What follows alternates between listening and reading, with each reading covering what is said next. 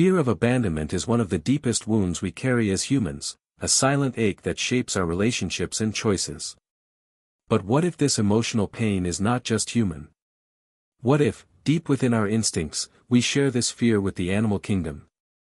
Just like a herd animal separated from its group suffers, we too experience a primal pull to belong, to stay connected.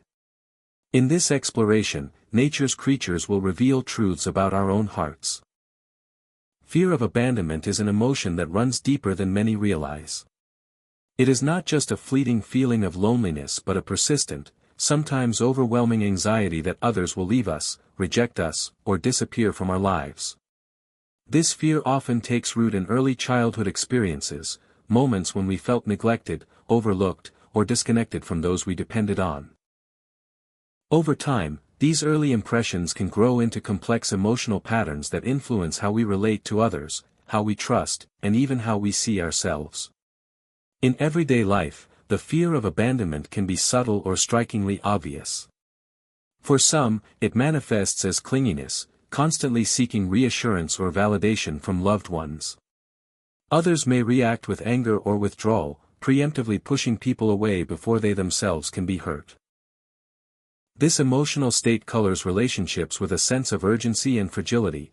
Every silence or delay in response can feel like a looming threat. It's a shadow that follows social interactions, coloring even joyful moments with a faint trace of dread. Take Sarah, for example, a young woman who grew up with a distant father and a mother frequently absent due to work. Despite achieving success in her career and friendships, Sarah struggles with an inner voice that whispers she is not worthy of lasting connection. When her partner doesn't answer a text promptly, her heart races with fear that the relationship is slipping away. This intense emotional response is not a sign of weakness but a deeply human reaction to an ancient survival instinct, the need to belong. Another common situation is in friendships or family ties, where fear of abandonment can cause miscommunication and conflict. John, a middle-aged man whose parents divorced when he was young, finds himself constantly worrying that close friends will leave him. This worry sometimes leads him to overanalyze conversations or become overly accommodating, all in an unconscious attempt to prevent losing those bonds. The emotional exhaustion that follows often leaves John feeling isolated, ironically driving a wedge between him and the people he cares about most. This state is not confined to romantic relationships, it permeates many layers of human connection.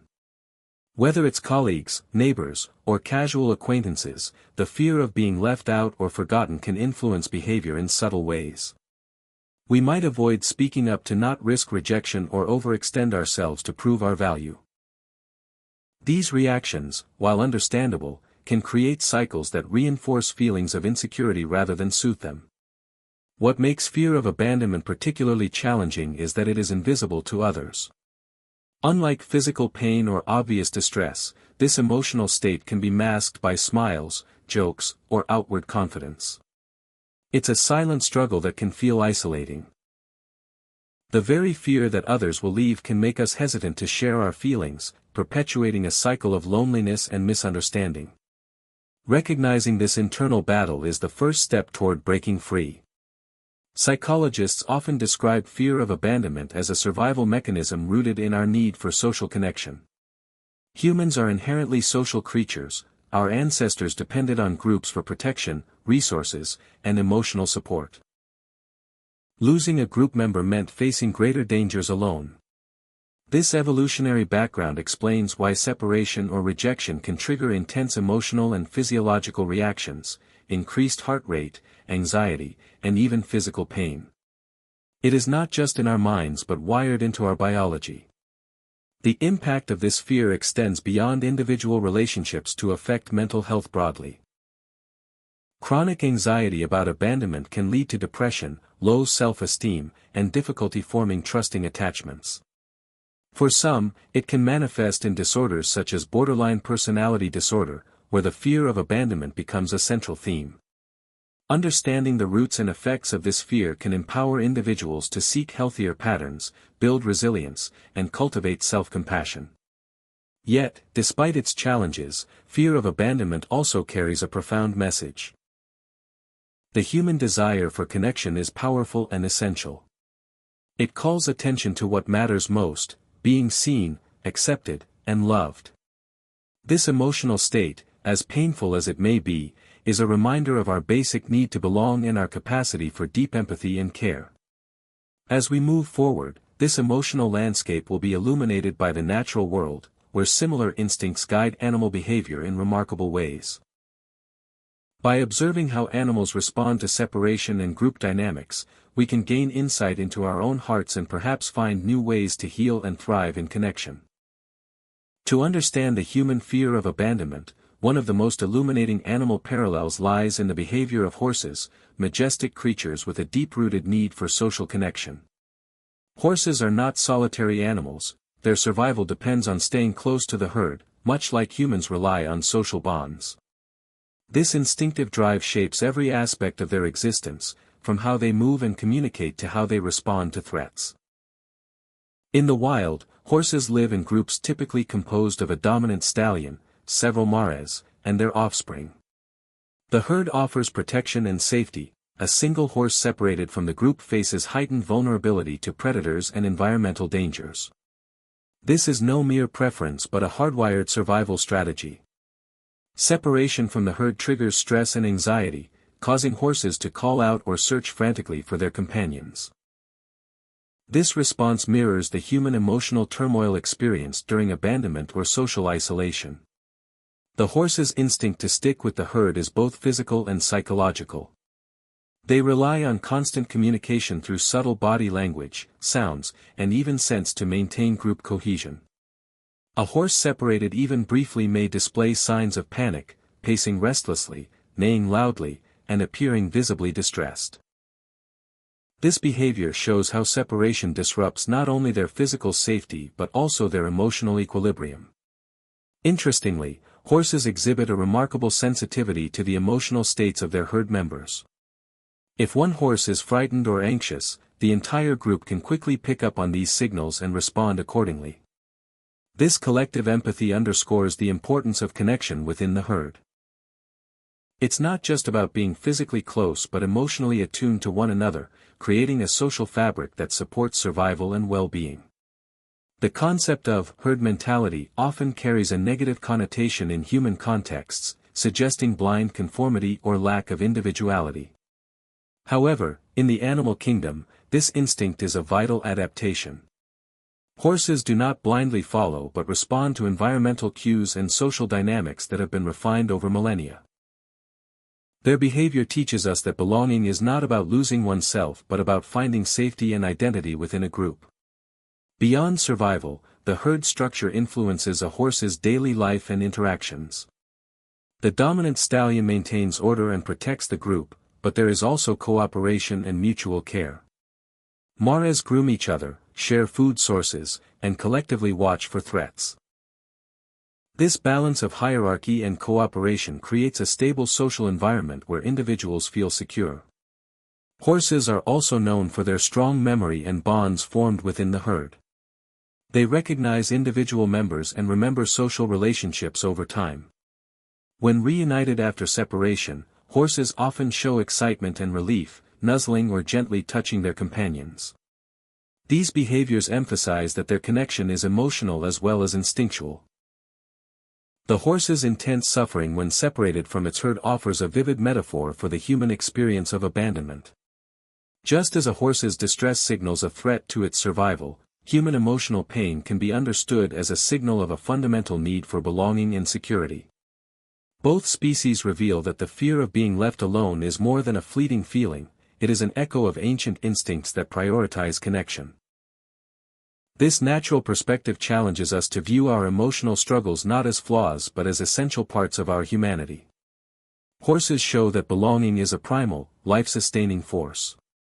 Understanding this instinct in animals opens a window into the depths of our own emotional lives, inviting empathy for ourselves and others who suffer the ache of separation. As we delve deeper, the next step is to explore how these instinctual patterns intersect.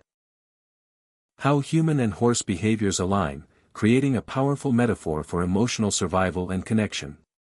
The journey into this connection reveals not only what we fear but also what we need to heal. The parallels between human fear of abandonment and the herd instinct in horses run deeper than surface similarities.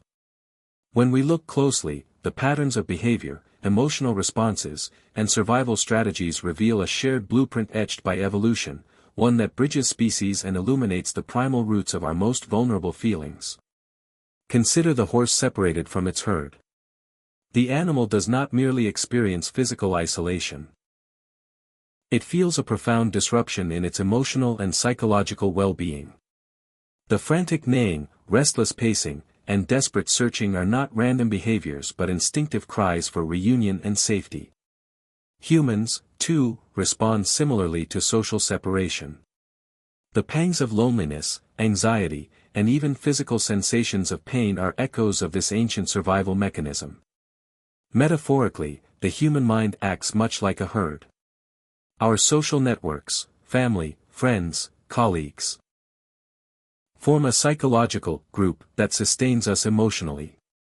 When a person feels abandoned or rejected, it's as if they have been torn away from this herd, triggering a cascade of fear, grief, and sometimes even desperation.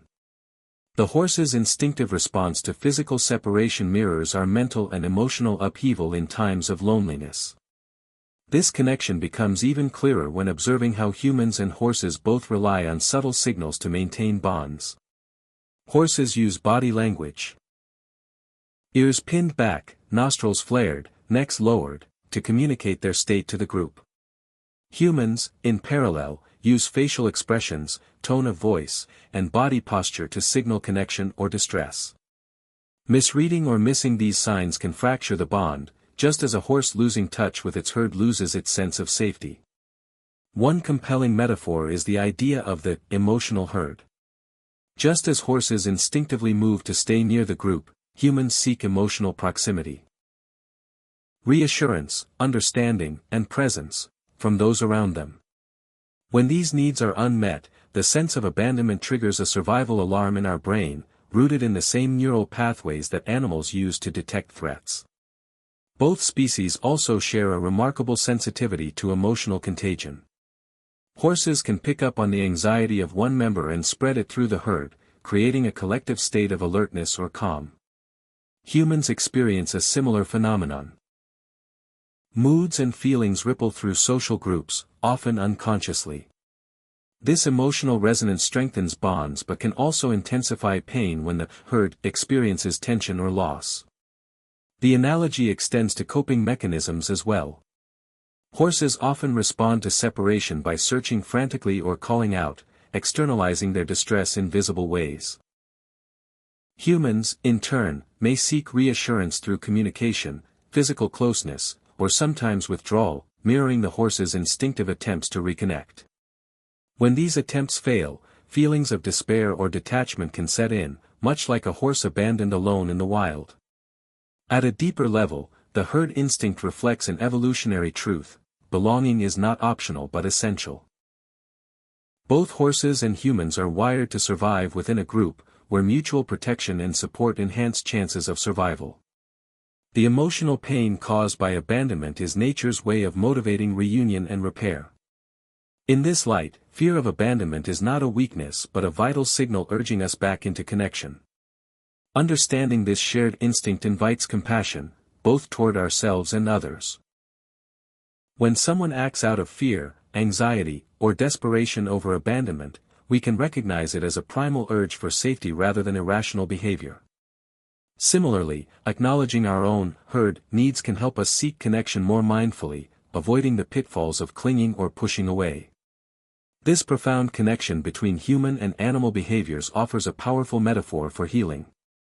Just as a horse calms when reunited with its herd, we find peace and security through genuine bonds. Recognizing the instinctive roots of our emotional pain can guide us toward greater empathy, resilience, and ultimately, belonging. As we continue, the next chapter will explore scientific explanations that deepen our understanding of these parallels, grounding our insights in psychology and biology. This fusion of nature and science will illuminate why we suffer so intensely at separation and how we might heal. Why does separation hurt so much? Why does being left out, ghosted, or abandoned trigger such a deep emotional wound? sometimes stronger than physical pain? The answer lies in the shared biological mechanisms that govern both human and animal attachment. By looking at science, we begin to understand that this pain is not imagined or exaggerated, it is rooted in survival. In both humans and herd animals like horses, connection is a matter of life and death. Neuroscience shows that the brain interprets social rejection and isolation using the same pathways it uses to register physical pain. The anterior cingulate cortex, a part of the brain that activates when you stub your toe or burn your hand, is also activated when you're left out of a group or experience a breakup. This overlap explains why emotional pain can feel unbearable, because, neurologically, it is. Dr. Naomi Eisenberger, a leading researcher in social neuroscience, found through MRI studies that people who were excluded from a simple video game showed brain activity in the same regions that process pain. It's not just in your head. Your brain treats rejection like injury. This explains the racing heart, the pit in the stomach, and even tears. Your body is reacting as if you've been wounded. Now let's compare that to horses. When separated from their herd, they display signs of acute stress. Increased heart rate, elevated cortisol levels, the stress hormone, pacing, and loud vocalizations.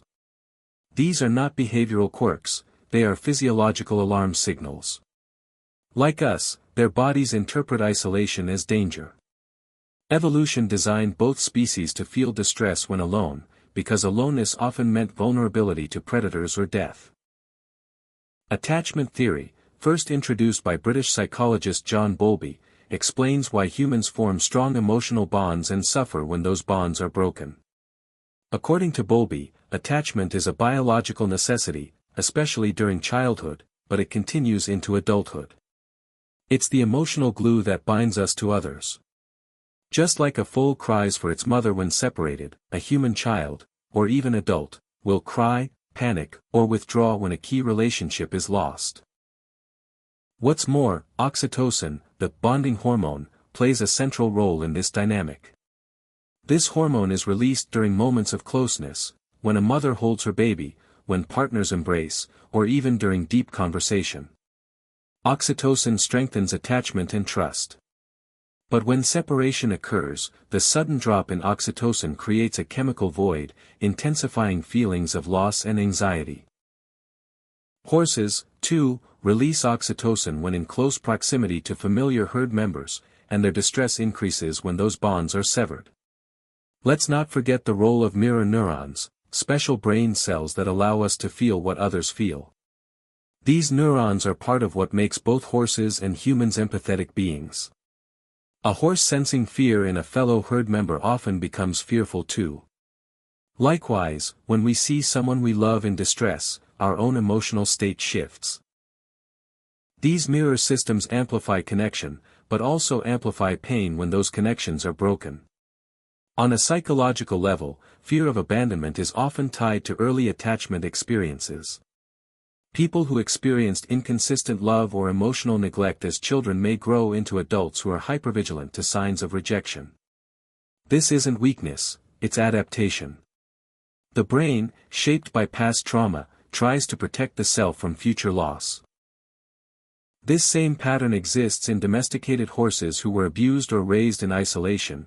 They become more reactive, anxious, and sensitive to separation than those raised in secure herds. Modern psychology now refers to this pattern as attachment dysregulation.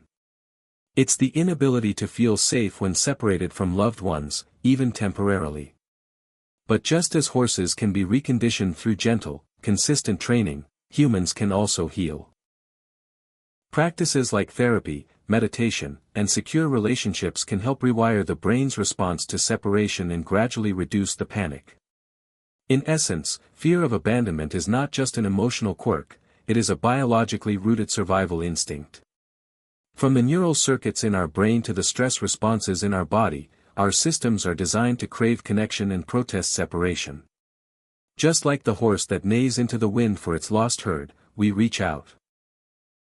Not because we're weak, but because we're wired to stay close. Understanding the science behind these emotions helps remove shame and blame. It allows us to see that the ache of loneliness is not a flaw, but a call for reconnection. And in this understanding, we gain power. We can begin to work with our instincts rather than against them, healing old wounds and creating new patterns of secure, healthy attachment. In the next chapter, we will dive into real-life examples, both human and animal, that show these patterns in action. Through stories and relatable scenarios, we'll see how abandonment and herd instinct unfold in everyday life and what they reveal about our most human need, the need to belong. There are moments in life when a simple goodbye feels like an earthquake. Not because of what was said, but because of what was lost. These moments are not rare, they are etched into the daily lives of countless people. And in each story, we can trace the echo of something ancient, something instinctual, the cry of a herd animal separated from its kind. Let's begin with Clara, a woman in her 30s who seemed composed and successful on the outside. But every time her partner left for a short business trip, Clara felt a wave of panic rise in her chest.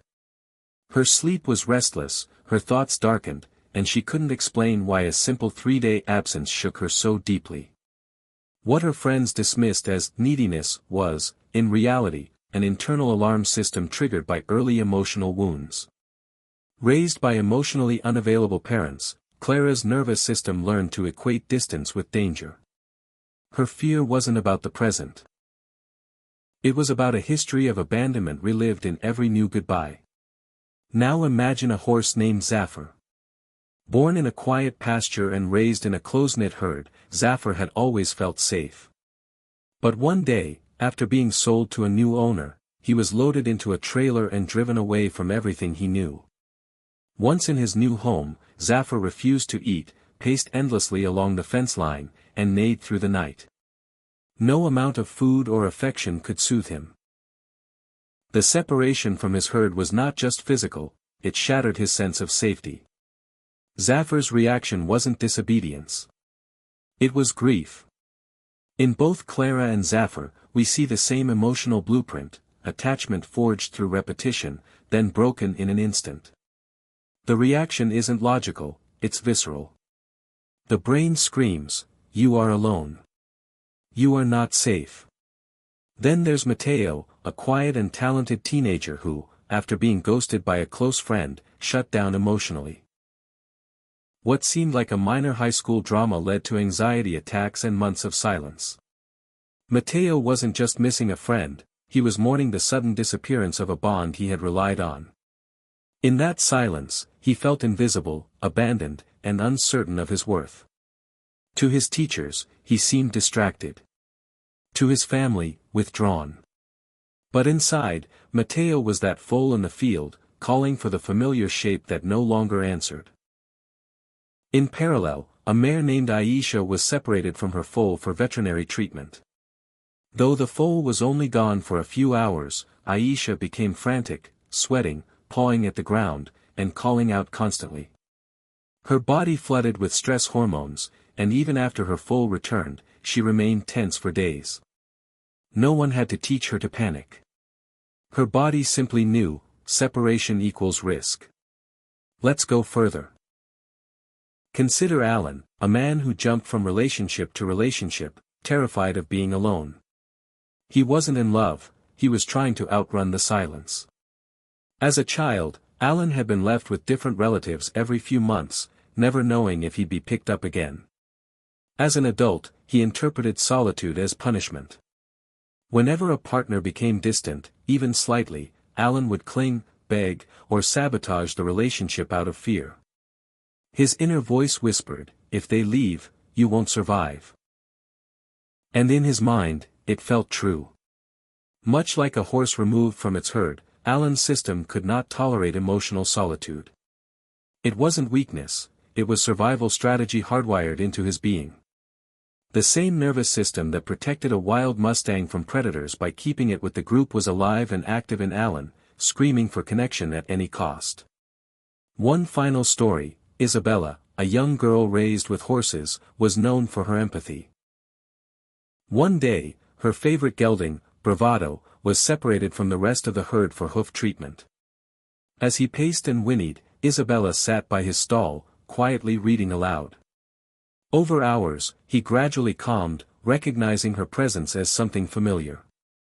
Isabella didn't say much, she simply stayed. Her calm energy mirrored what bravado needed, not rescue, but reassurance. That same principle applies to people. Sometimes, what we need most during emotional separation is not advice, but presence. Each of these stories, Clara, Zafar, Mateo, Aisha, Alan, Isabella, shows the deep and often invisible parallels between humans and herd animals. In our modern lives, the herd might be a family, a circle of friends, a romantic partner, or even an online community. And when that herd is disrupted, our primal instincts awaken. We protest. We panic. We mourn. But understanding these reactions can change everything. When we recognize that our distress is not madness but biology, we begin to soften. We stop labeling ourselves as too sensitive or too dependent. Instead, we see the truth: we are wired to need each other. And in that need, there is no shame. In the final chapter, we'll explore what we can learn from these instincts, not to suppress them, but to honor them.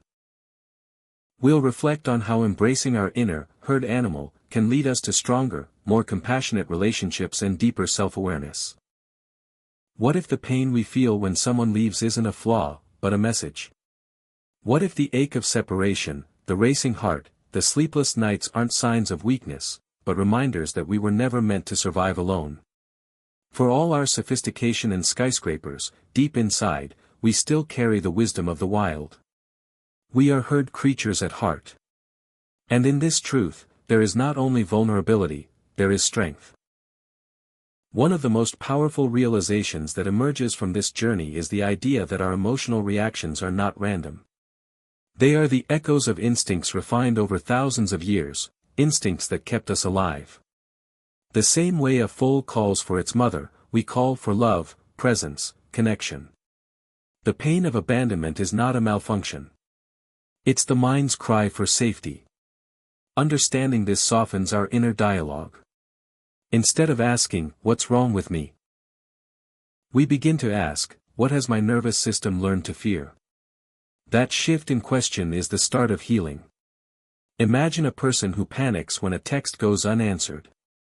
Before this understanding, they may feel ashamed, insecure, or dramatic. But with new eyes, they see a system responding to perceived threat, just as a horse might become distressed when separated from the herd. The intensity is not a problem, it's a signal. And signals, once understood, can be respected rather than silenced. That's the beginning of self-compassion. We also learn something crucial about others. When someone withdraws, shuts down, or becomes anxious in relationships, we often respond with judgment or distance. But what if we could see the foal behind the armor? The panicked hoof against the stable wall. Seeing others through the lens of instinct does not excuse harmful behavior, but it opens the door to empathy. We realize that most people are not trying to hurt us. They are trying to survive in the only way they know how. From the horse, we also learn presence. Horses live in the moment. They don't reason or rationalize, they feel. And they respond to energy, not words. A nervous handler makes a nervous horse. A calm presence reassures. We too can become that calming presence, for others and for ourselves. Instead of trying to fix every emotion or avoid every discomfort, we can learn to sit with it. To breathe through it. To remind our inner foal, "You're not alone." This awareness invites us to redefine strength. True strength is not the absence of emotional needs, it's the courage to honor them. It's recognizing that needing others doesn't make us broken, it makes us human. In a world that glorifies independence, this is a radical act. It's choosing connection over isolation. Vulnerability over performance. Truth over appearance. And then there's the lesson of return. In the wild, horses may scatter, but they find each other again. The same is true of us. Bonds may stretch, relationships may be tested, but healing is possible. Reconnection is possible. Every goodbye doesn't have to be a death. Sometimes it's just a pause. And in that pause, we learn who we are without the other, and who we want to become when we reunite. Perhaps the most beautiful lesson is this: your need for others is not a burden. It is your brilliance. It is your legacy. It is the part of you that remembers the herd, the warmth, the safety of being seen and known. When we stop fighting that need, we start healing the rupture inside us. So, if you've ever felt the panic of separation, the fear of abandonment, or the ache of emotional distance, know that you are not too much. You are not alone. You are a herd animal in a modern world, still learning how to belong. And that belonging begins not with changing who you are, but with understanding why you feel the way you do. When we embrace the instinct, we embrace the truth. And from that truth, we build relationships that are not based on fear, but on choice. Not on survival, but on love. Not on hiding our wounds, but on healing them, together.